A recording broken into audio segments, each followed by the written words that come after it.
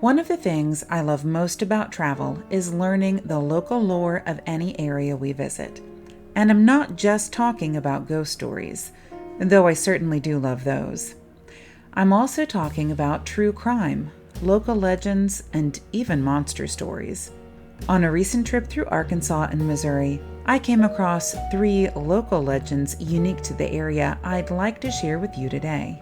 These are the stories of the Fouke Monster, the Gowrow, and Dr. Death. Welcome to Arkansas, the natural state. This state is filled with natural beauty, from the Ozarks mountain range to the Ouachita National Forest down to the thermal springs of Hot Springs. But did you know that Arkansas is also known for its Bigfoot sightings?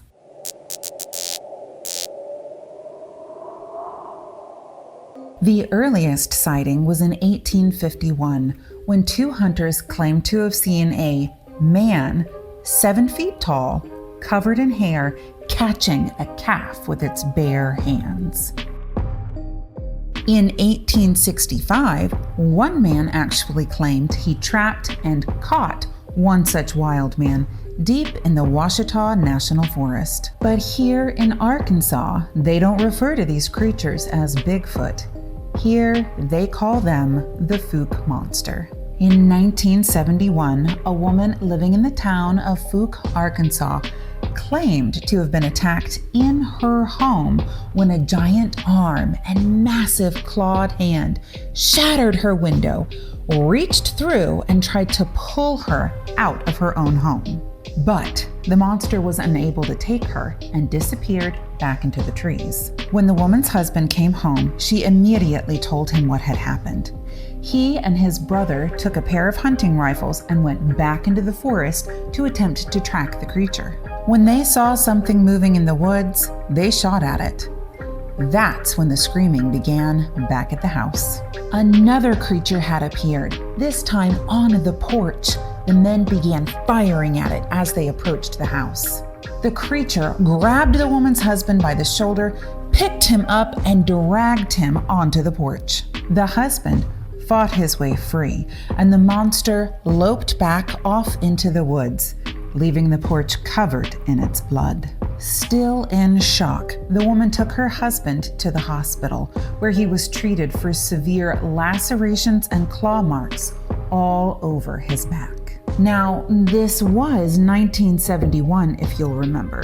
So, when the woman and her husband later shared their stories with the newspapers, the term Bigfoot wasn't widely in use. Instead, they called it the Fouke Monster, after the town where it was first sighted, and the legend of the Fouke Monster was born.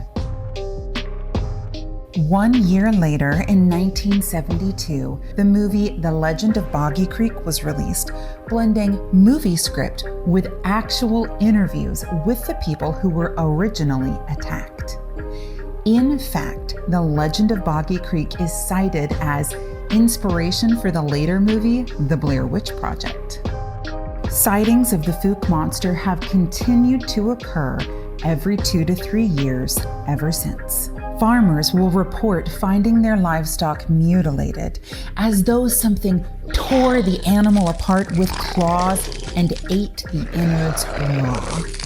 If you ever find yourself driving along the roads of the Ouachita National Forest, you'll see how spread apart many of the farms are.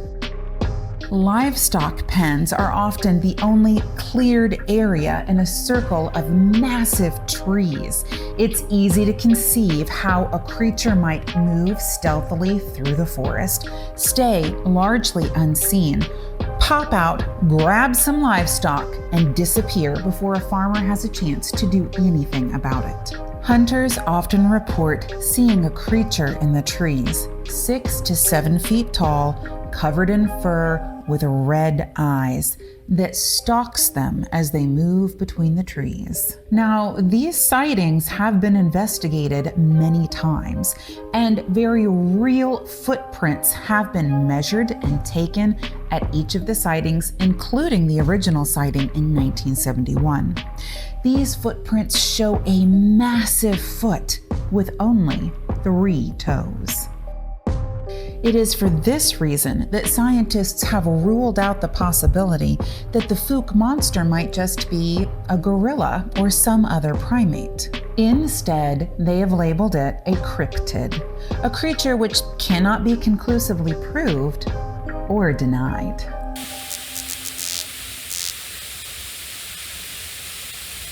Let me now take you to the banks of the Buffalo River that runs through the Ozarks, and to the network of caves that populates the area.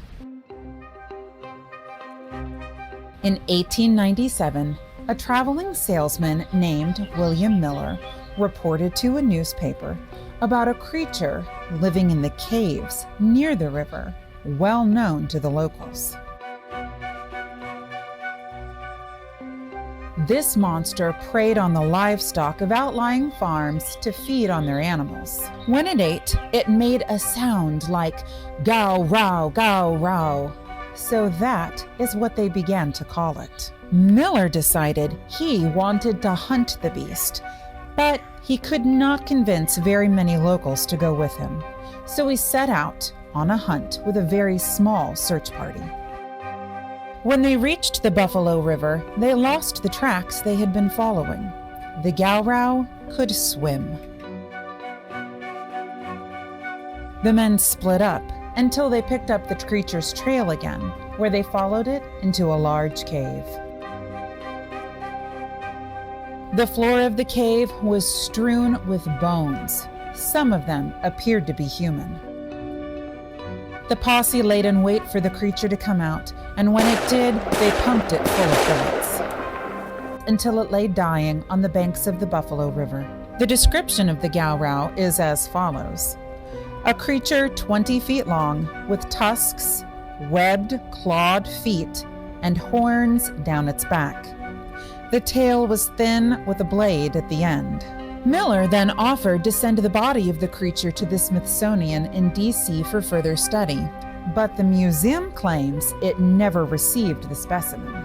We do know that the Smithsonian only exhibits roughly 1% of its entire collection at any given time. Who's to say that buried beneath the vaults of D.C. there isn't a 20-foot-long horned monstrosity? Over the years, others have claimed to see the Gowrow in other parts of the Ozarks. One in an area known locally as Devil's Hole, where a Gowrow bit through some caving equipment. Based on the number of sightings, cryptologists believe the Gowrow to be a very real member of a still undiscovered species. My advice to you is, if you ever find yourself hiking in the Ozarks, stay out of the caves. And if you should hear a Gowrow sound coming from the trees, it's time to get out.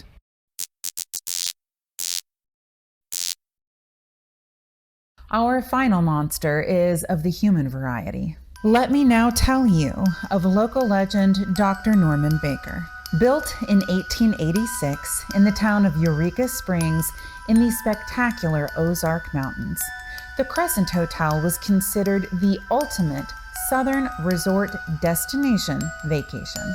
It is a towering stone structure with parapets, gables, lookout towers, and wide Southern-style verandas on every floor.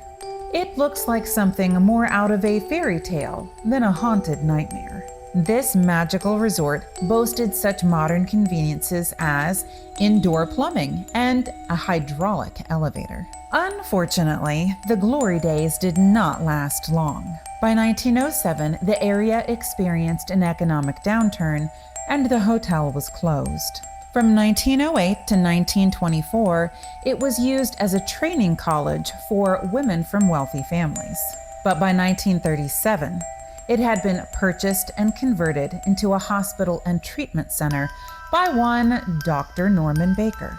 Dr. Baker's mission statement was to provide holistic treatment for cancer without the need for radiation or radical surgeries.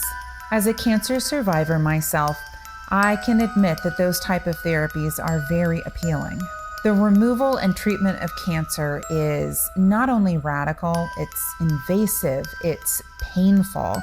And when someone comes along offering the ability to treat you without wrecking your body, It's tempting to want to believe them. At that time, Arkansas was also known for its alternative therapies to many illnesses, thanks to the thermal waters of hot springs. Unfortunately, Dr. Baker had no medical training. He was, in fact, a machinist, and for years ran his own magic show where he built his own illusions. In his hospital, Dr. Baker would administer a formula of his own creation, which he called Formula 5. The ingredients are as follows: glycerol, watermelon seed, alcohol, corn silk, carbolic acid, and clover. It is pointless. It has no therapeutic benefits whatsoever. Dr. Baker would charge his patients massive fees for treatment.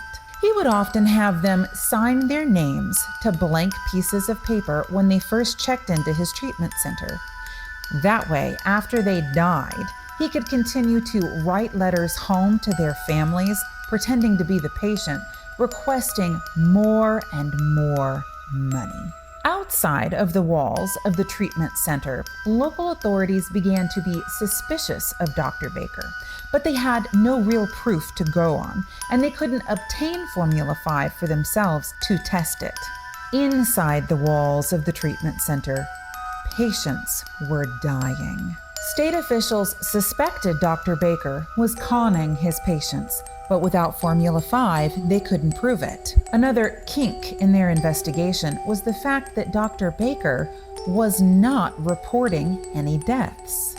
Patients would go into the treatment center and never be seen again, and yet state officials struggled to get a warrant to enter the property. Finally, in 1940, officials brought charges of mail fraud against Dr. Baker and were able to convict him based on the letters he was forging to the families at home requesting more money. This was the opportunity they'd been looking for. Dr. Baker was put in prison, and his treatment center was not only closed down, but thoroughly searched. Baker was known as a paranoid man, and after he was imprisoned and the spa closed, it was discovered he had encased his own office in bulletproof glass and stashed submachine guns inside. Baker was always convinced that the American Medical Board was going to find him out and come for him. Because so many of his patients died, officials found a secret morgue in the basement of the treatment center.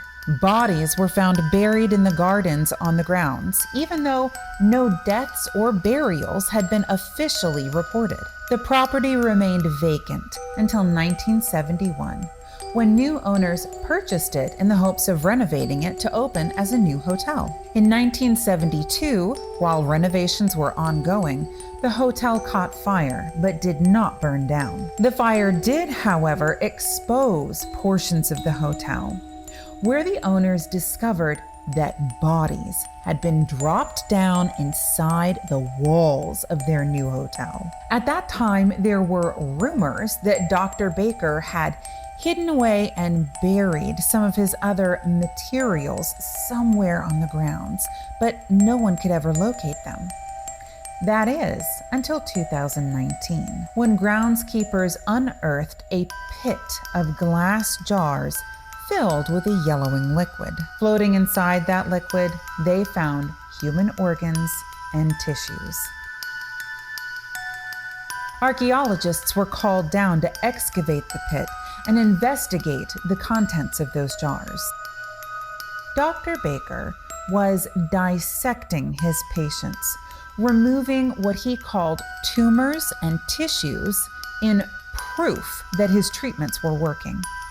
We can only hope that those patients had passed on prior to dissection. To this day, the ghost of Dr. Norman Baker can still be seen inside the Crescent Hotel, down near his old morgue, wearing his signature white suit and purple shirt and tie. The ghost of a nurse is often seen, wheeling a gurney, carrying a corpse toward the elevators that lead down to the morgue. For many years after the hotel was reopened, 2 antique switchboards were kept on display, one in the lobby and one in the basement. Every night while the guests slept and the lobby was manned by a lone clerk, the switchboard would light up. A call was coming in from the basement. Confused, the clerk would get up, go down to the basement, and find the switchboard down there turned on and a phone off the hook. He would replace it and go back to his post in the lobby. An hour later, minutes later, the switchboard would light up again. Another call coming in from the basement. This happened so frequently, both switchboards were ultimately removed from the hotel. To this day, the Crescent Hotel in Eureka Springs, Arkansas, maintains its title as America's most haunted hotel. Thank you for joining me on this journey through the supernatural state and its tall tales and local legends. If you're planning a trip to Arkansas, beware of 7-foot-tall men covered in fur while hiking in the Ouachita National Forest. If you're staying in the Crescent Hotel in Eureka Springs, don't follow Dr. Baker down to the basement. And if you're hiking in the Ozarks, be sure to stay out of the caves.